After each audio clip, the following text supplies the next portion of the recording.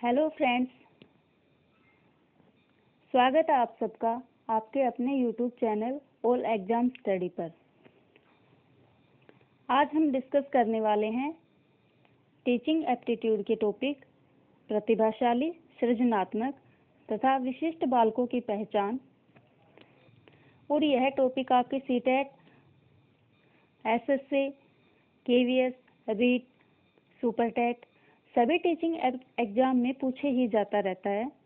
तो सबसे पहले करेंगे हम प्रतिभाशाली बालक, उसके बाद सृजनात्मक, उसके बाद विशिष्ट बालक। और इनकी थ्योरी करने के बाद हम इनके क्वेश्चन आंसर करेंगे और इस तरह से आपकी तैयारी बहुत ही मजबूत हो जाएगी। तो चलिए करते हैं प्रतिभाशाली बालक की पहचान। इसकी पहचान करने से पहले हम एक दो परिभाषा देखेंगे, उसके बाद विशेषताएं।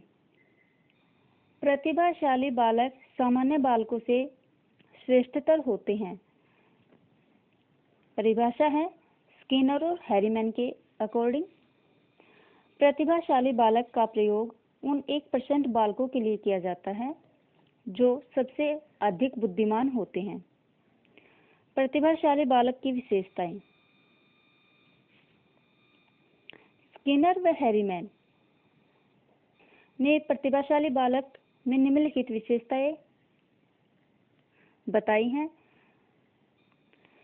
सबसे पहले है विशाल शब्दकोश। इन्होंने कहा है कि प्रतिभाशाली बालकों के पास विशाल शब्दकोश का भंडार होता है। मानसिक प्रक्रिया की तीव्रता। प्रतिभाशाली बालकों की मानसिक प्रक्रिया तीव्र होती है। दैनिक कार्यों में विभिन्नता, सामान्य ज्ञान की श्रेष्ठता, सामान्य अध्ययन में रुचि, अध्ययन में अद्वितीय सफलता, अध्ययन में अद्वितीय सफलता। ये प्रतिभाशाली बालक की विशेषताएं हैं। आश्चर्यजनक अंतर्दृष्टि का प्रमाण। पाठ्य विषयों में अत्यधिक रुचि या अरुचि। विद्यालय के कार्यों के प्रति बहुधा उदासीनता। बुद्धि परीक्षणों में उच्च बुद्धि 130 प्लस से 170 प्लस तक। और क्रो एंड क्रो में प्रतिभाशाली बालकों में बुद्धि लब्धि 130 प्लस 140 बताई है क्रो एंड क्रो ने। प्रतिभाशाली बालक की शिक्षा। हेमिंगहर्स्ट के अनुसार प्रतिभाशाली बालक के लिए शिक्षा का सफल कार्यक्रम वही हो सकता है जिसका उद्देश्य उनकी विभिन्न योग्यताओं का विकास करना हो। प्रतिभाशाली बालकों की शिक्षा का कार्यक्रम इस प्रकार होना चाहिए। सामान्य रूप से कक्षा उन्नति, शिक्षक का व्यक्तिगत ध्यान, विशेष व विस्तृत पाठ्यक्रम, संस्कृति की शिक्षा, सामान्य बालकों के साथ शिक्षा। प्रतिभाशाली बालकों को सामान्य बालकों के साथ ही शिक्षा दी जाती है। हाँ, उनको विशेष अध्ययन की सुविधाएं दी जाती है ताकि वो क्लास में बोर ना हो। पाठ्य सहगामी क्रियाओं का आयोजन किया जाता है उनके लिए। सामाजिक अनुभवों के अवसर, नेतृत्व का प्रशिक्षण और व्यक्तित्व का पूर्ण विकास। ये थे आपके प्रतिभाशाली बालकों की शिक्षा का कार्यक्रम किस प्रकार होना चाहिए। अब हम पढ़ेंगे प्रतिभावान बालकों की पहचान,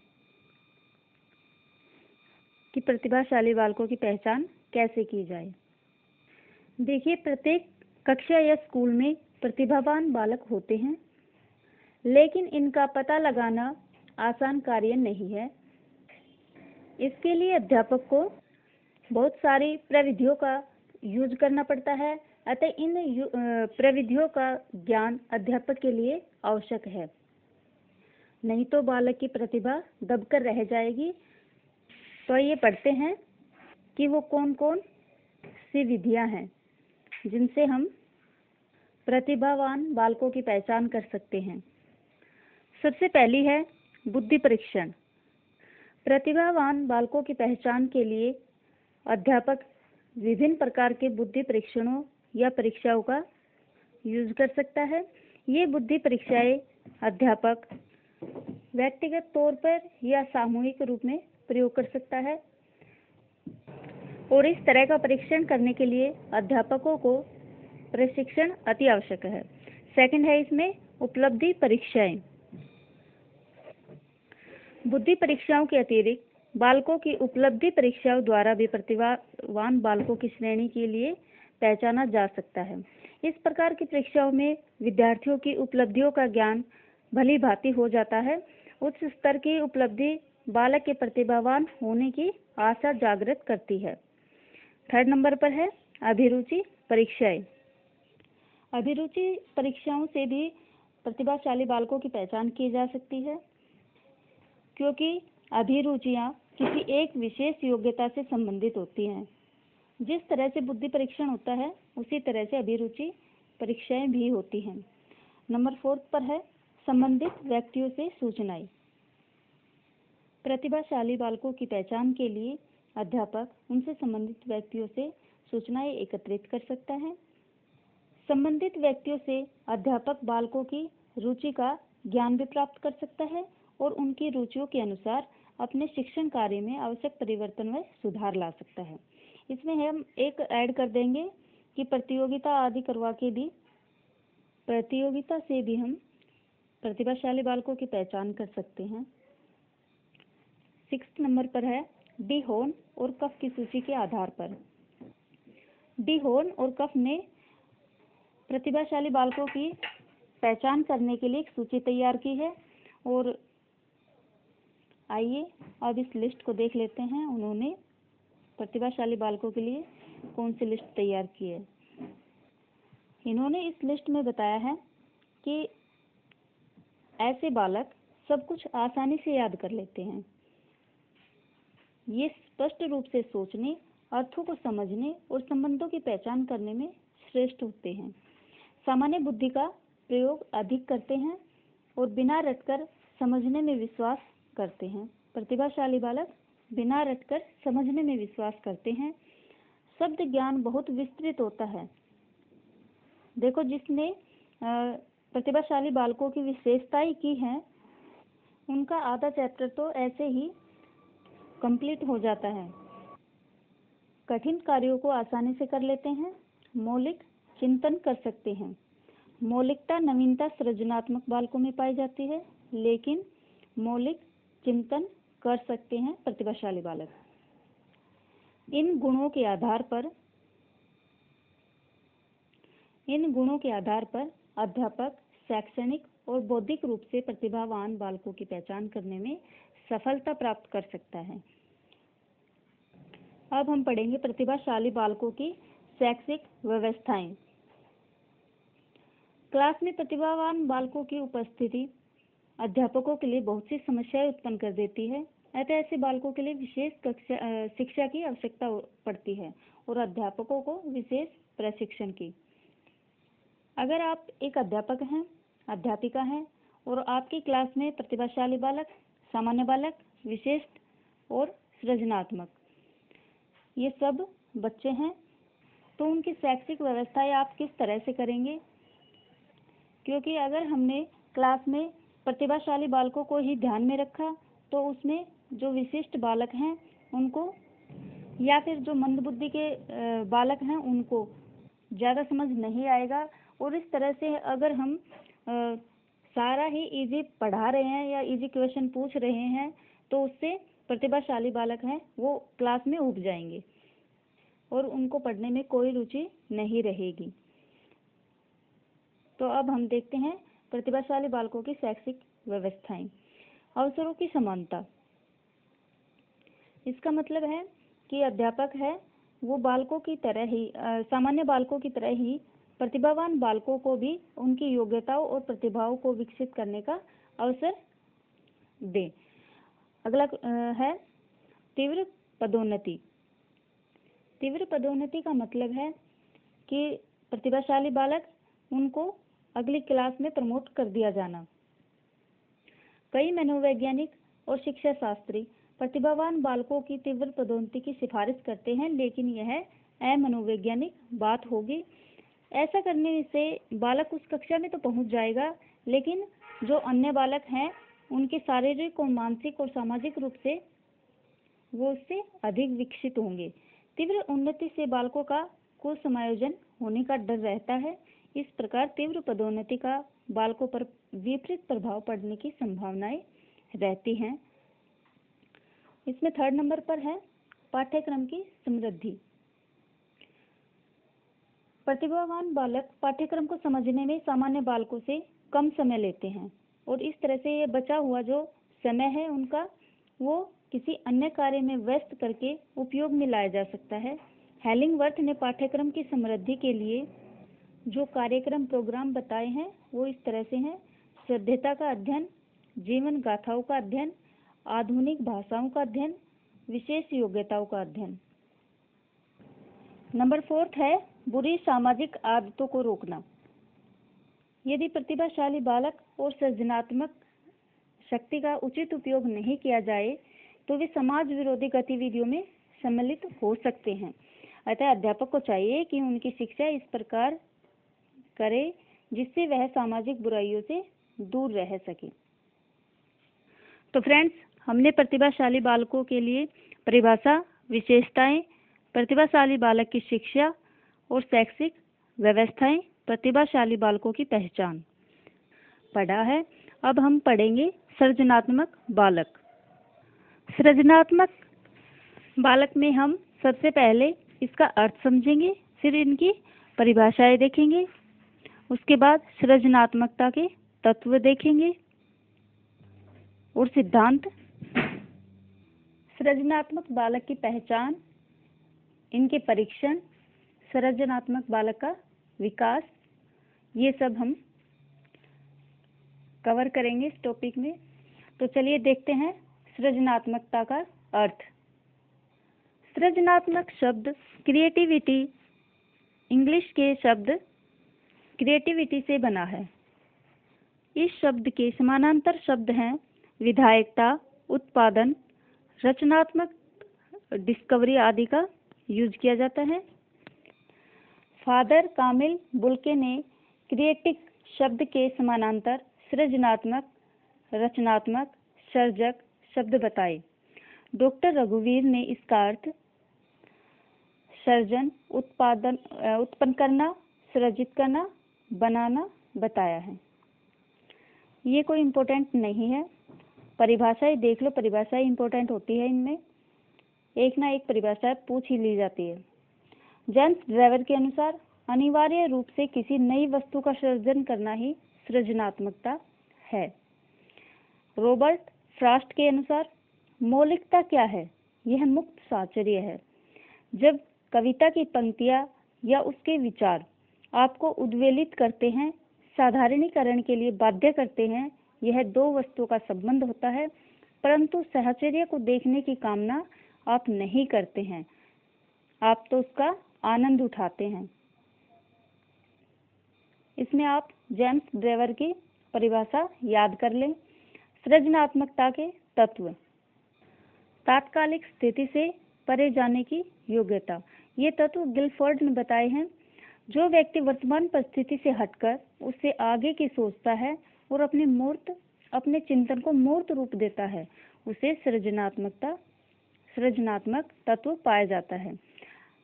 समस्या की पुनर्व्याख्या: सृजनात्मकता का एक तत्व समस्या की पुनर्व्याख्या है। सामंजस्य: जो बालक तथा व्यक्ति असामान्य किंतु प्रासंगिक विचार तथा तथ्यों के साथ समन्वय स्थापित करते हैं, वे सृजनात्मक बालक कहलाते हैं। अन्य के विचारों में परिवर्तन: ऐसे व्यक्तियों में सृजनात्मकता विद्यमान होती है जो तर्क, चिंतन, प्रमाण द्वारा दूसरे व्यक्तियों के विचारों में परिवर्तन कर देते हैं। सृजनात्मकता के सिद्धांत हैं मनोविश्लेषणात्मक, जो कि फ्राइड ने दिया था, साहचर्यवाद, अंतर्दृष्टिवाद, अस्तित्ववाद। चलो इसकी थोड़ी एक्स्ट्रा जानकारी देख लेते हैं। सृजनात्मकता का सामान्य अर्थ सृजन तथा रचना करने की योग्यता है। दो परिभाषा: हमने इसमें देख ली थी। इसमें एक परिभाषा और इम्पोर्टेंट बनती है जो कि क्रो एंड क्रो की है। सृजनात्मकता मौलिक परिणामों को अभिव्यक्त करने की मानसिक प्रक्रिया है। इन परिभाषाओं को देखने के बाद हम कह सकते हैं कि सृजनात्मकता नवीन रचना है। सृजनात्मकता मौलिक परिणामों को प्रदर्शित करता है। सृजनात्मकता मानव की स्वतंत्र अभिव्यक्ति में विद्यमान रहती है। अब पढ़ेंगे हम सृजनशील बालकों की विशेषताएं। सबसे पहले है सृजनशील बालक जिज्ञासु होते हैं। Creative person become curious. सृजनात्मक बालक पूर्णतः जिज्ञासा से संपन्न माना जाता है। वह प्रत्येक विचार या घटना के बारे में विभिन्न प्रकार के प्रश्न पूछता है तथा जब तक उसकी जिज्ञासा शांत नहीं होती ज्ञान प्राप्त करने के लिए व्याकुल रहता है। प्रत्येक घटना के संदर्भ में वह सकारात्मक और विश्लेषणात्मक रूप से अध्ययन करने का प्रयास करता है जिससे वह घटना के मूल तथ्य और कारण तक पहुंच सके। दूसरी विशेषता है सृजनात्मक बालक को चुनौतियां पसंद होती है। इसका मतलब है सृजनात्मक व्यक्ति कभी भी चुनौतियों से नहीं डरता। वह प्रत्येक चुनौती का साहस से सामना करता है और परिस्थिति को अपने अनुकूल बनाने का प्रयास करता है। वह प्रत्येक समस्या का समाधान अपनी क्षमता और योग्यता के आधार पर करता है, इसलिए वह आत्मविश्वास से परिपूर्ण होता है। इसकी तीसरी विशेषता है भयभीत नहीं होना, यानी कि एक्सपेरिमेंट से भयभीत नहीं होना। सृजनात्मक व्यक्ति को किसी भी सार्थक निष्कर्ष पर पहुंचने के लिए अनेक प्रकार के एक्सपेरिमेंट करने पड़ते हैं और ये एक्सपेरिमेंट उनको प्रयोगशाला के अतिरिक्त समाज में भी करने पड़ते हैं और बहुत सारी परिस्थितियों में तो इन एक्सपेरिमेंट के नकारात्मक परिणाम भी निकलते हैं, परंतु सृजनात्मक व्यक्ति उन नकारात्मक परिणामों से भयभीत नहीं होता और निरंतर रूप से अपना कार्य करता रहता है। उसके प्रयोगों की निरंतरता उस समय तक बनी रहती है जब तक कि वह उसे निश्चित निष्कर्ष तक नहीं पहुंचाता। अगला पॉइंट है उच्च मानसिक स्तर। अगली विशेषता है उच्च मानसिक स्तर। Creative people become high mental level. सृजनात्मक व्यक्तियों की मानसिकता उच्च स्तरीय होती है। वह किसी सामान्य व्यवस्था को स्वीकार करने में विश्वास नहीं रखते, बल्कि उसको अधिक रूप से सर्वोत्तम रूप को विकसित करने के लिए प्रयासरत रहते हैं। उसको अधिक उपयोगी बनाने में विश्वास रखते हैं। इस प्रकार की मानसिकता एक ओर उनकी सृजनात्मकता में वृद्धि करती है और वही दूसरी ओर विकास के मार्ग को प्रशस्त करती है। अगली विशेषता है आलोचनात्मक चिंतन और सृजन में विश्वास। सृजनात्मक व्यक्ति में आलोचनात्मक चिंतन और सृजन के प्रति उत्सुकता पाई जाती है। ऐसे व्यक्ति प्रत्येक घटना का जो का त्यों स्वीकार नहीं करते, बल्कि उस पर विचार करके उसे सर्वश्रेष्ठ बनाने का प्रयास करते हैं। इस प्रकार के व्यक्तियों को सृजनात्मक परिस्थितियों के निर्माण में कुशलता प्राप्त होती है, क्योंकि वे प्रत्येक परिस्थिति को अपने अनुरूप बनाने में सफल हो जाते हैं। प्रस्तुतिकरण की योग्यता भी इनका श्रेष्ठ और उपयोगी गुण है। अगली विशेषता है विश्लेषण संश्लेषण की योग्यता। ये बहुत ही इम्पोर्टेंट विशेषता है जो कि एग्जाम में पूछी जाती है। पहले हम इसका अर्थ समझेंगे। विश्लेषण का अर्थ होता है जब हमारे सामने कोई भी समस्या आती है तो हम उसको टुकड़ों में बांट लेते हैं, और संश्लेषण का अर्थ होता है कि जब कोई समस्या है वो टुकड़ों में बटी है और उनको हम जोड़ लें, उसे संश्लेषण कहते हैं। सृजनात्मक व्यक्तियों में किसी भी तथ्य या घटना के विश्लेषण करने की योग्यता होती है, जिसके आधार पर वह घटना के मूल तथ्य या मूल कारण तक पहुंच पाते हैं। इसके साथ साथ वे विभिन्न सिद्धांतों, नियमों, सृजन में संश्लेषण पद्धति का यूज करते हैं और विभिन्न बिखरे हुए विचारों एवं मतों का संश्लेषण करके नवीन विचारों का सृजन करते हैं। इस प्रकार सृजनात्मक व्यक्ति संश्लेषण और विश्लेषण की योग्यता से युक्त होते हैं। अगली विशेषता है सिचुएशन ऑफ ब्रेनस्टॉर्मिंग, मस्तिष्क उद्वेलन की स्थिति। सृजनात्मक व्यक्ति में ब्रेनस्टॉर्मिंग, मस्तिष्क उद्वेलन की स्थिति देखी जाती है। ये व्यक्ति किसी भी घटना या समस्या समाधान के लिए एक पक्षीय विचार नहीं करते, बल्कि विविध विचारों को सृजन करते हैं और जो सर्वश्रेष्ठ विचार या उपाय को समस्या समाधान के लिए प्रस्तुत करते हैं। इस प्रकार ये व्यक्ति प्रत्येक समस्या का सर्वोत्तम समाधान खोज लेते हैं। इसकी अगली विशेषता है टेंडेंसी ऑफ रिसर्च, अनुसंधान करने की प्रवृत्ति। सृजनात्मक व्यक्तियों में अनुसंधान की प्रवृत्ति पाई जाती है, जिसके आधार पर ये प्रत्येक अवस्था को उसके सामान्य स्वरूप में स्वीकार नहीं करते, उसमें नया परिवर्तन करने का विचार करते हैं। इसीलिए इसके लिए ये विभिन्न प्रकार के प्रयोग करते हैं। इस प्रकार के कार्य ये सिद्ध करते हैं कि सृजनात्मक व्यक्ति अनुसंधान और प्रयोगों के प्रति सकारात्मक भाव रखता है। अगली विशेषता है प्रामाणिक तथ्यों का संकलन, collection of standard factors.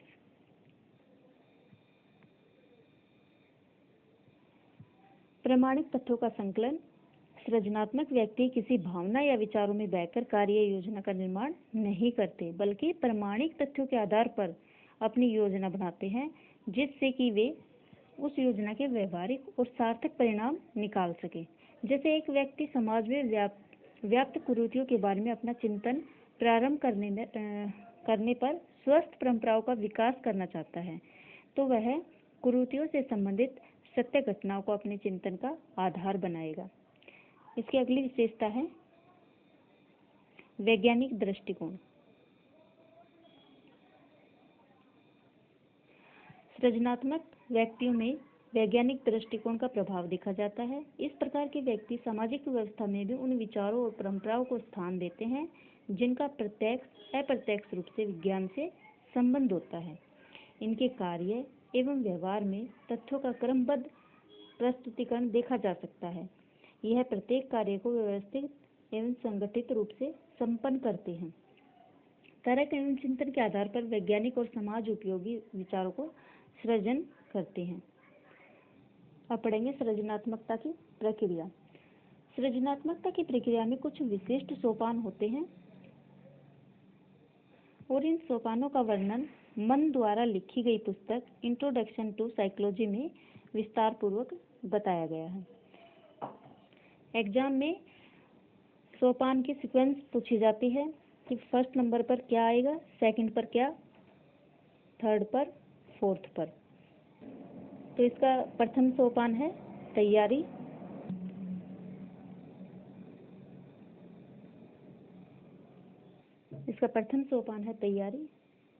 Second है इंक्यूबेशन, थर्ड नंबर पर है प्रेरणा, फोर्थ नंबर पर है पुनरावृत्ति।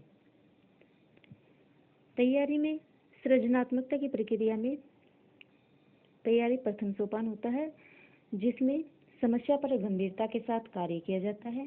सर्वप्रथम समस्या का विश्लेषण किया जाएगा और उसके समाधान के लिए एक रूपरेखा का निर्माण किया जाता है और जो इम्पोर्टेंट फैक्ट्स होते हैं, सामग्री को एकत्रित किया जाता है, उनका विश्लेषण किया जाता है। यदि प्रदत्त सामग्री सहायक सिद्ध नहीं हो पाती है तो किसी अन्य विधि को अपनाकर सामग्री को एकत्रित किया जाता है। इंक्यूबेशन क्या होता है? सृजनात्मकता की प्रक्रिया में इंक्यूबेशन द्वितीय स्थान पर होता है। सोपान है जिसमें बाह्य क्रिया बंद हो जाती है। इस अवस्था में व्यक्ति विश्राम कर सकता है। इस प्रकार सृजनात्मकता की प्रक्रिया में आने वाली बाधाएं शांत हो जाती है एवं जिससे व्यक्ति का अचेतन मन समस्या समाधान की ओर कार्य करने लग जाता है और इसी अवस्था में समस्या के समाधान के लिए दिशा प्राप्त हो जाती है। प्रेरणा। सृजनात्मकता की प्रक्रिया में प्रेरणा तृतीय सोपान है, जिसमें व्यक्ति सहज बोध या इल्यूमिनेशन की ओर बढ़ता है। इस अवस्था में व्यक्ति समस्या के समाधान का अनुभव करता है। व्यक्ति को अंतर्दृष्टि द्वारा समाधान की झलक दिखाई दे जाती है। कभी कभी स्वप्न में भी समस्या के समाधान का रास्ता खोज लेता है। पुनरावृत्ति। सृजनात्मकता की प्रक्रिया में पुनरावृत्ति चतुर्थ सोपान होता है। इसे जांच पड़ताल भी कहते हैं, जिसमें व्यक्ति सहज बोध या इल्यूमिनेशन से प्राप्त समाधान की जांच पड़ताल की जाती है। इस सोपान में यह देखने का प्रयास किया जाता है कि व्यक्ति अंतर्दृष्टि द्वारा प्राप्त समाधान ठीक है या नहीं। यदि समाधान ठीक नहीं होते हैं तो समस्या के समाधान के लिए नए प्रयास किए जाते हैं। इस प्रकार परीक्षण के परिणामों की दृष्टि में पुनरावृत्ति की जाती है। अब है सृजनात्मकता के तत्व।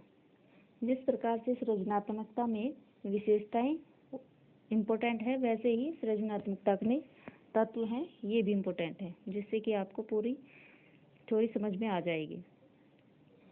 सृजनात्मकता के तत्व हैं धारा प्रवाहिता, लचीलापन, मौलिकता, नवीनता। धारा प्रवाहिता का अर्थ होता है खुली अभिव्यक्ति। मतलब जो व्यक्ति किसी विषय पर अपने विचारों की खुली अभिव्यक्ति को पूर्ण रूप से प्रकट करता है, वह उतना ही सृजनात्मक कहलाता है।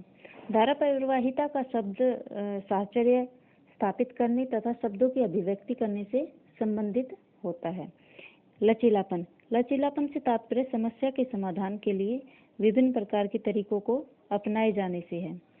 जो व्यक्ति किसी भी समस्या के समाधान हेतु अनेक नए रास्ते अपनाता है, वह उतना ही सृजनात्मक कहलाता है। मतलब व्यक्ति समस्या को कितने तरीकों से समाधान कर सकता है, समस्या का कितने तरीकों से समाधान कर सकता है। मौलिकता से तात्पर्य है जो व्यक्ति किसी भी विषय पर अपने विचारों की खुली अभिव्यक्ति को पूर्ण रूप से नए ढंग से करता है, उसमें मौलिकता का गुण अधिक होता है, वह उतना ही सृजनात्मक कहलाता है। जब व्यक्ति समस्या के समाधान के रूप में एक बिल्कुल ही नई अनुक्रिया करता है, तो ऐसा माना जाता है कि उसमें मौलिकता का गुण विद्यमान है। और नवीनता, समस्या के समाधान के लिए नए तरीकों से प्रॉब्लम को सोल्व करना नवीनता कहलाता है, और उसमें नए विचारों का आना। अब हम पढ़ेंगे सृजनात्मकता की पहचान। अब आपने विशेषताएं और तत्व देख लिए हैं, इसलिए आपको ये बहुत ही इजी लगेगा।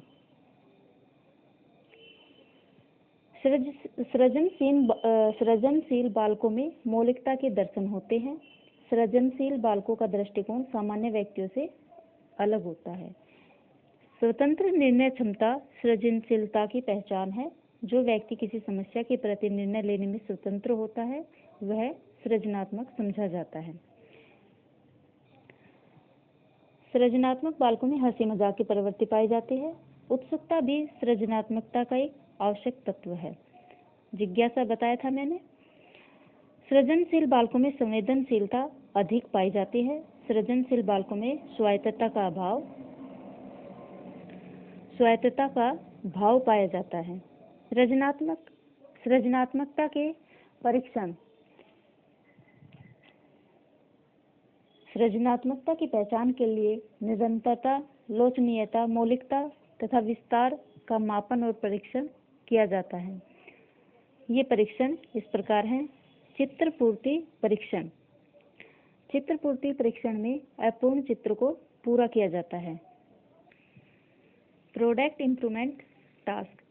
मिट्टी के खिलौने, चूने के खिलौनों द्वारा नूतन विचारों को लेखबद्ध करके सृजनात्मकता पर बल दिया जाता है।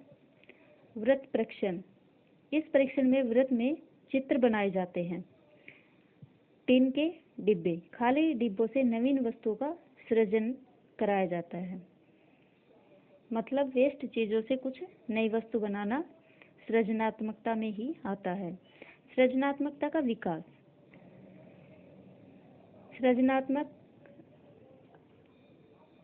एक अध्यापक बच्चों में सृजनात्मकता का विकास किस तरह से कर सकता है। तथ्यों का अधिगम। समस्या को हल करने में कौन कौन से तथ्यों को सिखाया जाना चाहिए, शिक्षक को इस बात का ध्यान रखना चाहिए। मौलिकता। शिक्षक को चाहिए कि वह तथ्यों के आधार पर मौलिकता के दर्शन कराए। मूल्यांकन। बालकों में अपना मूल्यांकन स्वयं करने की प्रवृत्ति का विकास करना चाहिए। समस्या के स्तरों की पहचान। जांच। बालकों में जांच करने की कुशलता का अर्जन कराया जाना चाहिए। पाठ्य सहगामी क्रियाएं। विद्यालय में बुलेटिन बोर्ड, मैगजीन, पुस्तकालय, वाद विवाद, खेलकूद, स्काउटिंग, एनसीसी आदि क्रियाओं द्वारा नवीन उद्भावनाओं का विकास करना चाहिए। इस तरह से एक शिक्षक बालकों में सृजनात्मकता का विकास कर सकता है। और इस तरह से हमारा सृजनात्मक बालक का टॉपिक कंप्लीट होता है। अगला टॉपिक है विशिष्ट बालक। ऐसे बालक जो अपनी योग्यताओं, क्षमताओं, व्यक्तित्व तथा व्यवहार के कारण अपनी आयु के अन्य औसत या सामान्य बालकों से अलग होते हैं, वह विशिष्ट बालक की श्रेणी में आते हैं। पिछड़े बालक। जो बालक कक्षा का औसत कार्य नहीं कर पाता है और कक्षा के औसत बालकों से पीछे रहता है, उसे पिछड़ा बालक कहते हैं। पिछड़ेपन का अनेक कारण होते हैं, जिनमें मंदबुद्धि होना एक मुख्य कारण है। यदि प्रतिभाशाली बालक की शैक्षिक योग्यता अपनी आयु के बालकों से कम है तो उसे पिछड़ा बालक कहा जा सकता है। सिरिक बर्ट ने इनकी परिभाषा बताई है। पिछड़ा बालक वह है जो विद्यालय जीवन के मध्य में अर्थात 10.5 वर्ष की आयु में अपनी कक्षा से नीचे की कक्षा के कार्य को न कर सके, जो उसकी आयु के बालकों के लिए सामान्य काम है।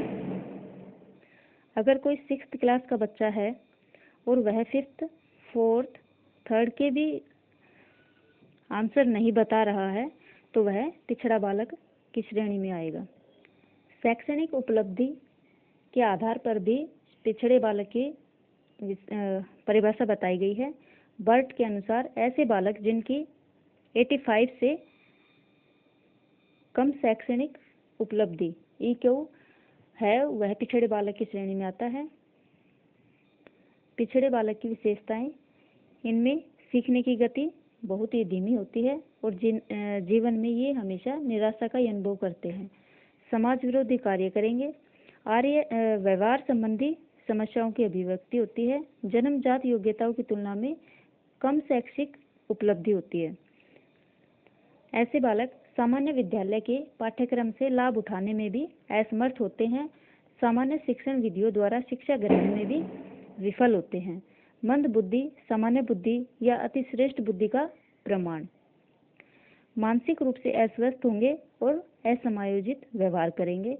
बुद्धि परीक्षाओं में निम्न बुद्धि लब्धि होगी इनकी, और इनकी बुद्धि लब्धि 90 से कम होगी।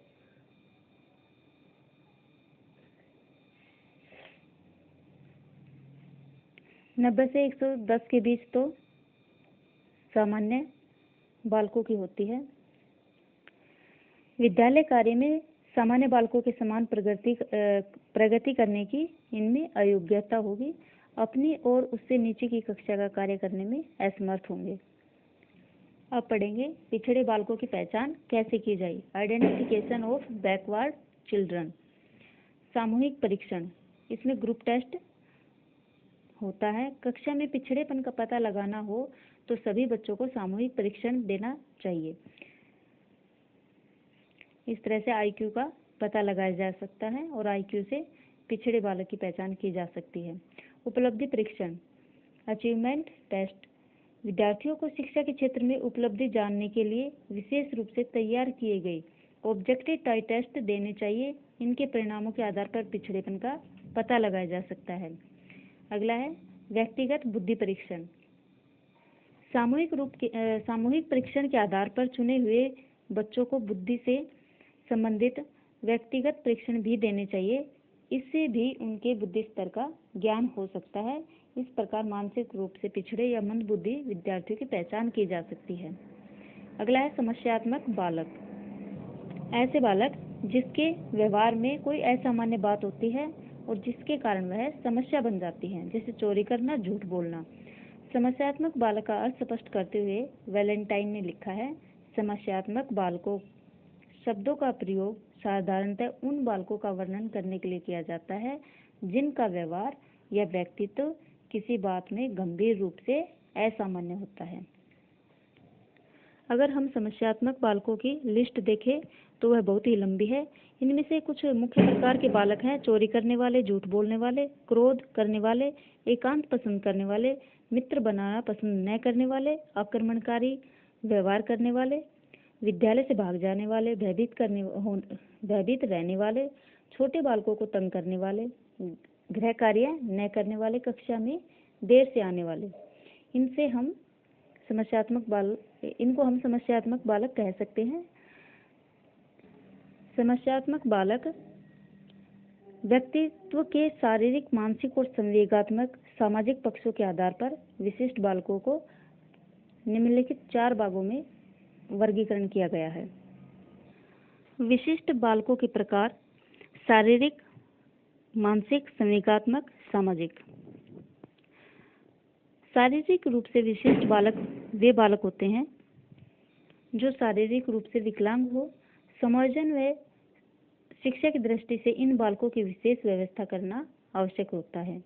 मानसिक रूप से विशिष्ट बालक: इस वर्ग में प्रतिभाशाली, बुद्धिमान, पिछड़े, धीमी गति से सीखने वाले और मंदबुद्धि बालक आते हैं।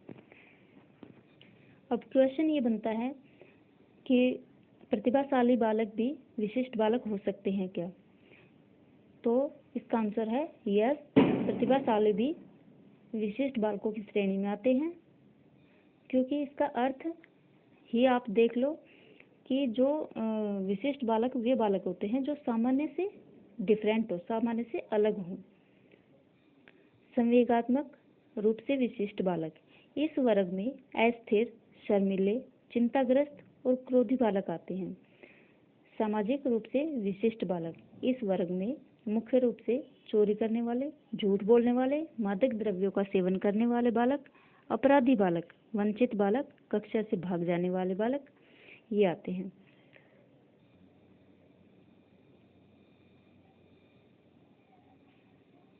चोरी करने वाले बालकों के उपचार हेतु आवश्यक कदम, ये बहुत सिंपल है, ये आप कर लोगे।